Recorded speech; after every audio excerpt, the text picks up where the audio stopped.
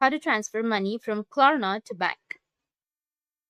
So if you want to transfer money from Klarna to bank, then it's an easy process. Follow the steps to ensure a smooth transaction.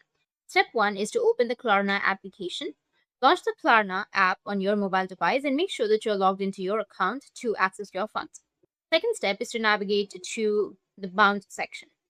Once in the app, you need to locate to the section that displays your account balance. This is typically found on the home screen or in the account settings. The third step is to select withdraw funds.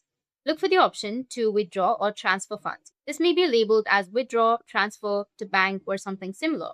Tap on the option to proceed. Then the fourth step is to enter your bank details. You will need to provide your bank account information. If it's not already linked, enter your bank account number and any other required details accurately. Fifth step is to confirm the transfer. Review the amount that you wish to transfer and confirm the transaction. You may receive a notification or confirmation message once the transfer is successfully initiated.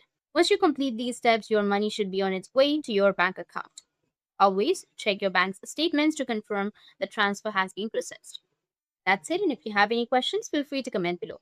Thanks for watching.